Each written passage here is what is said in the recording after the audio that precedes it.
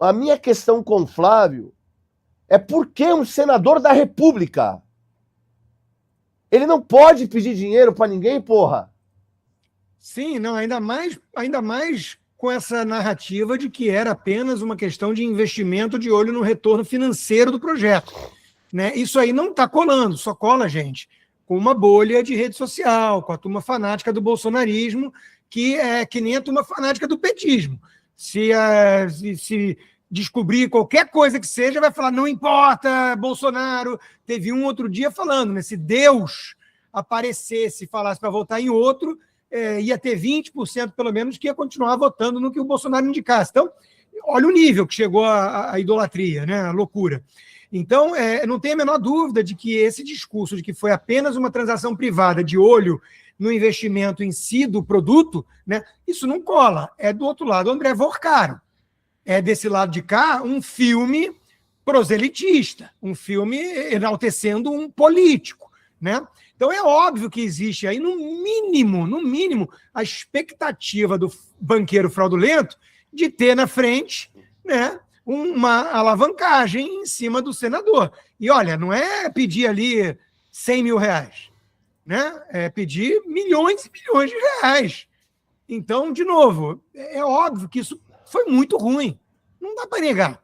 Eu fico chocado com a turma que prefere viver daquelas fases do luto, né? Que a primeira de todas é a negação. Você tem diante de si uma bomba dessas, e os caras preferem tacar pedra em quem está falando, olha, isso foi bem ruim. Mas você não pode falar isso. O Lacombe, ontem, no nosso programa 4x4, lembrou de um episódio muito importante, Felipe, que é o seguinte: quando veio à tona o laptop do Hunter Biden, aqui nos Estados Unidos, o filho do Joe Biden, boa parte da imprensa e nas redes sociais também, porque era a turma progressista ligada ao Partido Democrata, boa parte virou e falou o seguinte, meu amigo, do outro lado é o Trump, para eles é o Lula deles, né? Gera pânico, ojeriza. Do outro lado é o Trump. Não podemos falar desse laptop. E jogaram para baixo do tapete. E começaram a desqualificar o Washington Post, que é um jornal de mais de um século, fundado pelo George Washington, e os caras detonando o jornal porque trazia o fato à tona. Olha, foi descoberto um laptop do filho do Biden. Isso é um fato. Tem que ser tratado como notícia relevante. Então, a turma sequer entende o papel da imprensa. Eles acham que todos os jornalistas, mesmo em veículos independentes, como a Oeste, a Gazeta, o Bradock, vão virar militantes, cabo eleitoral do Flávio, porque não pode falar da fita, do áudio, porque é o Lula do outro lado. Isso não existe. Isso é doideira. Então, tem uma turma que vai descobrir do jeito mais duro como é que funciona na prática a política. Não, e a loucura é colocar a culpa de um fracasso, ou de uma incapacidade, ou de uma ignorância, ou de uma imprudência, ou até de uma ilegalidade que seja, nos outros, naqueles que querem fazer o trabalho de maneira idônea e imparcial. Porra, a gente tem todos os motivos do mundo e não para de surgir dia a dia. Já falamos contra o Lula. Isso aí é o que mais existe, porra. Isso aí tá ponto pacífico. Só que essa eleição, ela não vai ser decidida pelos militantes. Ela é decidida por essa galera que não vai votar. Não vai votar. São aqueles que vão se abster de votar porque eles olham e por mais que não dê para comparar Lula com Flávio Bolsonaro, ele não tem tesão de sair de casa porque ele tem mínima coerência na vida e fala, porra, não dá para acreditar, cara, não tem gente honesta nessa bagaça, pelo amor de Deus? E aí é o que eu estava te falando antes. A ética está relativizada. Não há dúvida, né? Eles cunharam, Felipe, o próprio Carlos usa o tempo inteiro isso, o Bolsonaro, eles cunharam a expressão direita limpinha. Ora, só tem um oposto à direita limpinha, a direita sujinha. Perfeito. Então, onde já se viu você ter orgulho de virar e falar, eu sou da direita sujinha, eu sou da turma que se lambuza com o centrão e é isso mesmo. Né? Pelo amor de Deus, a gente perdeu já qualquer tipo de expectativa de lutar para colocar lá dentro do Congresso, acima de tudo, né, pessoas minimamente decentes Né? Então, de novo, é perder antes de começar o jogo. Você ficar defendendo esses monstros do pântano. Então, eu olho para tudo isso com muita tristeza, acima de tudo. Tristeza. Agora, você acha que a jogada do Zema, ela foi uma jogada péssima, óbvia, foi oportunista sim, mas aparentemente é porque ele não queria de jeito nenhum sair de vice do Flávio, não é não? Eu não sei ali se foi um cálculo, porque ele deu muito pouco tempo entre o fato vir à tona e o vídeo dele. Então, eu acho que ele não absorveu o suficiente para, como a gente diz aqui nos Estados Unidos, sleep on it. Né? Vai dormir e no dia seguinte você lê de novo a carta e vê se quer mandar para a namorada mesmo, né? Que você brigou. Então, soou oportunista, foi precipitado. A turma do próprio Partido Novo ficou incomodada, alguns passaram a chamá-lo de Amoedo 2, né?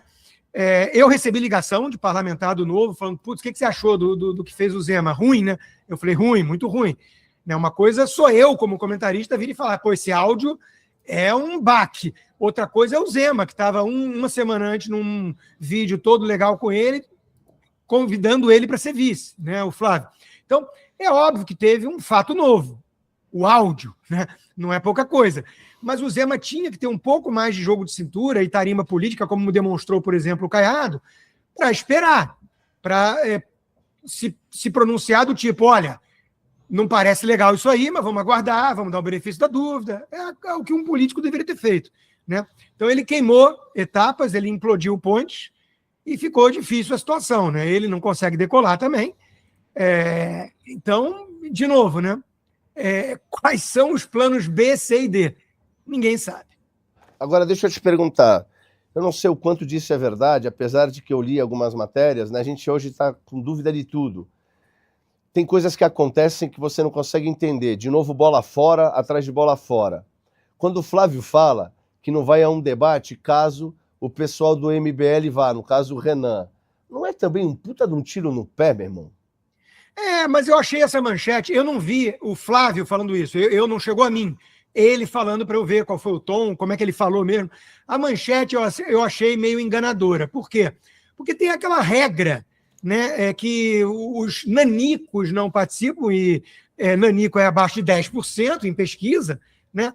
Porque senão qualquer candidato lança uma candidatura para um partideco desse e o cara do PCO vai estar lá, né? Que, aliás, aceitaram a denúncia de antissemitismo agora, do Rui Pimenta, aí vai ele lá tumultuar debate. Né? Então, assim, eu entendo que exista uma regra, um filtro, né?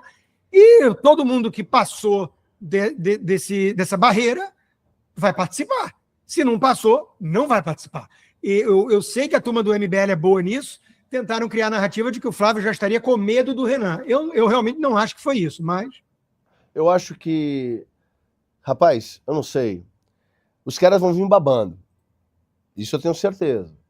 E se o Flávio tem dificuldade para responder questões básicas como essa do filme, imagina quando começarem a resgatar as questões do passado, daquele inquérito que foi arquivado pelo Gilmar Mendes. Porque ali o mérito não foi julgado até o fim. É arquivado o processo. Tem boatos, rumores de coisa no Rio de Janeiro, né, ligada à saúde, enfim. A questão de até onde vai o telhado de vidro do Flávio é uma questão em aberto.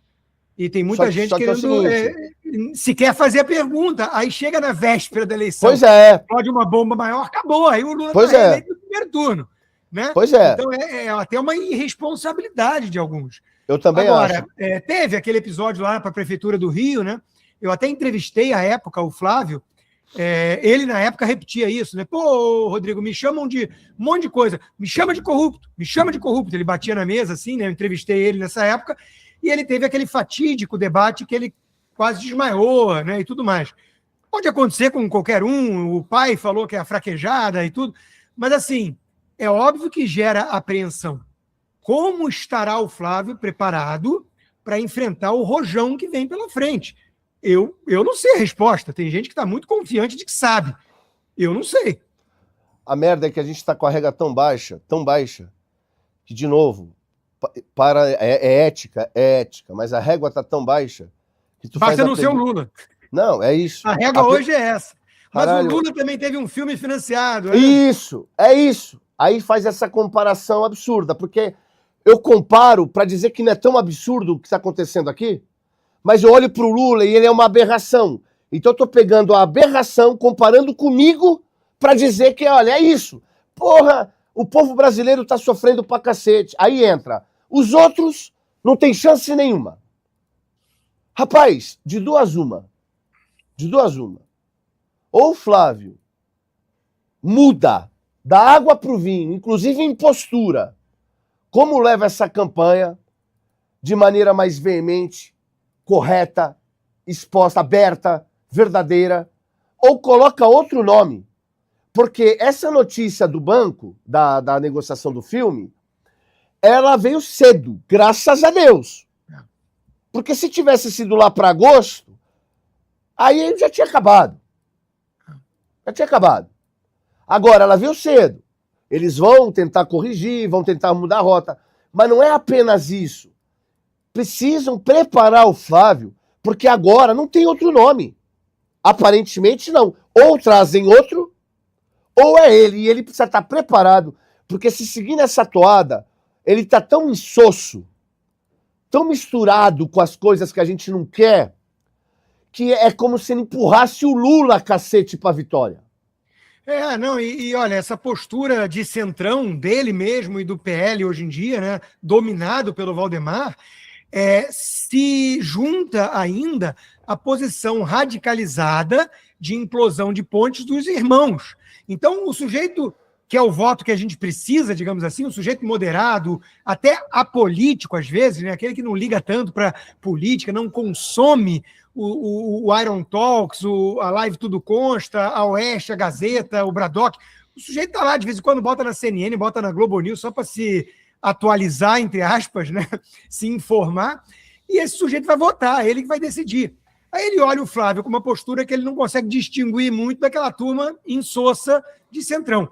E os irmãos ensandecidos, catando traidor debaixo da cama, detonando o Nicolas Ferreira, aí os caras olham e falam assim, vem cá, que governo vai ser esse? Governo do André do Prado com o Kim Paim? Rodrigo. Meu Deus do céu, gente, um governo do Kim Paim com o André do Prado é um pesadelo para qualquer um. Rodrigão, é um pesadelo. Meu maior medo, eu citei aqui em um programa, meu maior medo não é o Flávio ganhar. O Flávio ganhar seria muito legal. O problema é ele ganhar e se tornar um Aécio Neves e destruir qualquer expectativa que foi criada sobre o que é ser de direita nesse país. Sim. E voltar àquilo que é insosso e nós não termos, porque aí é só você trocar 6 por meia dúzia, tudo bem? Isso já está acontecendo, Felipe. No âmbito da discussão de ideias, isso já está acontecendo. Uma turma que hoje em dia se diz de direita defende verdadeiras aberrações. Então, a gente está vendo a implosão de um movimento incipiente conservador, sério, com gente que está fazendo isso há 20 anos, há 30 anos, tentando criar as bases, né? E a gente está vendo isso ser capturado por gente que defende o alto rebelo, militante do Partido Comunista há 40 anos ligado ao Partido Comunista Chinês. Então, de novo, a gente está vendo a direita ser engolida pelo centrão e por uma gente esquisita. Uma gente nacionalista, estatizante, uma coisa assim que não tem nada a ver com os valores da direita. Então é muito preocupante isso. E aí eu tenho trazido isso para reflexão também. Vem cá, a eleição é muito importante, mas não existe só a eleição. Né? A gente está preocupado com o futuro do Brasil. Exato. Se direita ficar associada a André do Prado com Ciro Gomes, acabou. Acabou. Eu vou dizer uma coisa para ti. Eu já dei aqui o meu posicionamento, ele é firme. Eu falo o seguinte, hoje não há nada, a princípio, de nenhuma ilegalidade, condenação, nada contra o Flávio. Há indícios, e eu disse, tem que ser investigado tudo e todos. Claro. Não importa. Agora, hoje, Flávio Bolsonaro. Segundo turno, ele e o Lula, Flávio Bolsonaro. Tem que ser, tira o cão de lá. Mas toda a crítica que a gente está fazendo, ela tem que ser ouvida, porque as pessoas não entenderam. Pode ser destruído todo um projeto que é muito maior do que poder pelo poder, do que vaidade e ganância, né? Eu quero te fazer...